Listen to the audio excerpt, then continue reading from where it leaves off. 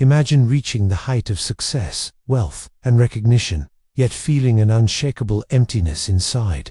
That's exactly what happened to Liev Tolstoy, one of the greatest writers in history, before he stumbled upon a revelation that completely transformed the way he saw life. In today's video, I'll take you inside the exact moment Tolstoy discovered the true meaning of life, and how that same insight can radically change yours. If you've ever felt lost, stuck in routine, or questioning the point of everything you do, this story will speak directly to you. We'll explore Tolstoy's deep existential crises, the questions that kept him awake at night, and the simple yet profound truth that reignited his sense of purpose. This isn't just history, it's a guide for anyone searching for clarity, direction, and real fulfillment. By the end of this video, you'll walk away with a perspective that can shift how you approach every single day from now on. So, ask yourself, are you truly living, or just existing? Stay with me, because what you're about to hear might be the turning point you've been waiting for. Liev Tolstoy was at the height of everything. Society told him he should want wealth, prestige, literary fame, and a family that loved him. Yet every morning he woke up with a heavy, invisible weight pressing on his chest. The applause of the world felt hollow. The comfort of his home felt like a cage, and each day seemed like a copy-paste of the last. He began to notice a terrifying question creeping in. What's the point of all this?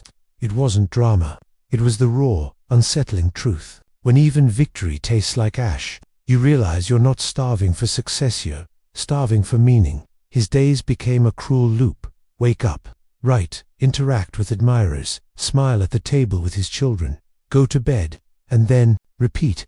Outwardly, it looked perfect. Inwardly, it felt like a slow, silent suffocation. This is the trap so many fall into without even noticing achieving everything on their life checklist, only to find that the checklist itself was the problem. Tolstoy wasn't chasing more possessions or more applause. He was chasing a reason to keep living, and when that reason seems to vanish, the mind starts walking down dark corridors. That's when thoughts of ending it all began to stalk him, uninvited but persistent.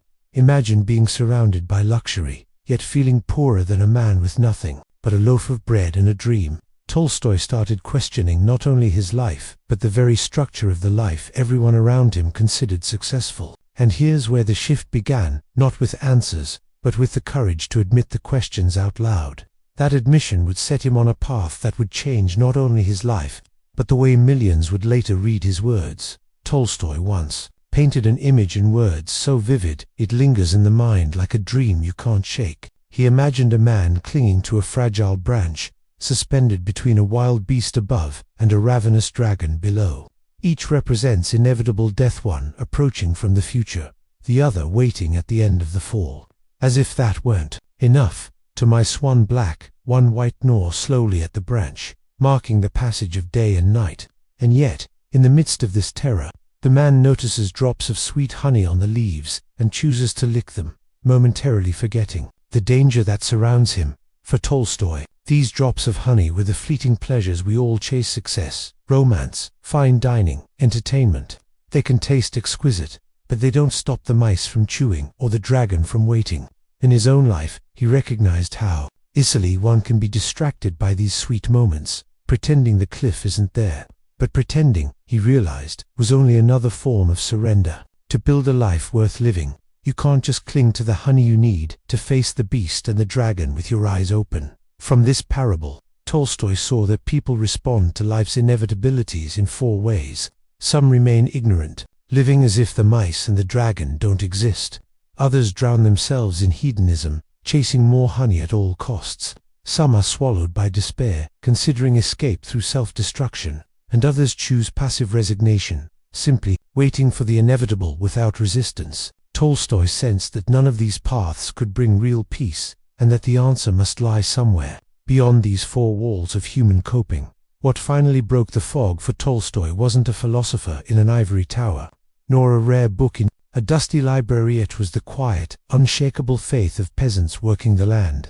They didn't debate the meaning of life in abstract theories. They lived it in every act of kindness, every seed planted, every neighbor helped without expecting anything in return.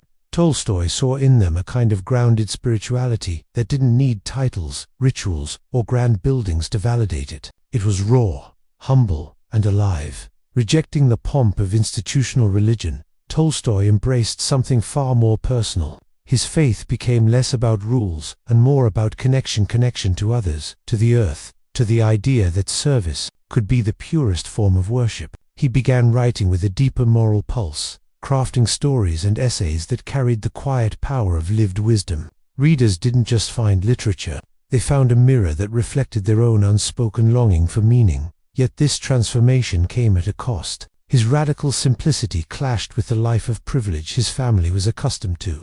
Tensions grew, arguments simmered, and the gap between his convictions and his domestic reality widened.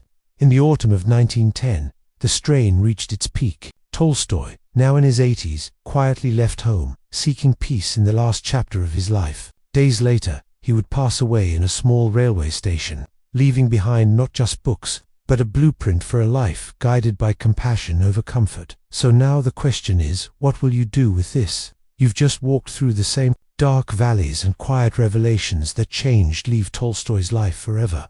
You've seen how meaning isn't found in more possessions, louder applause, or chasing drops of honey while the branch breaks beneath you. It's built in the quiet choices, compassion, service, and the courage to face life with your eyes wide open.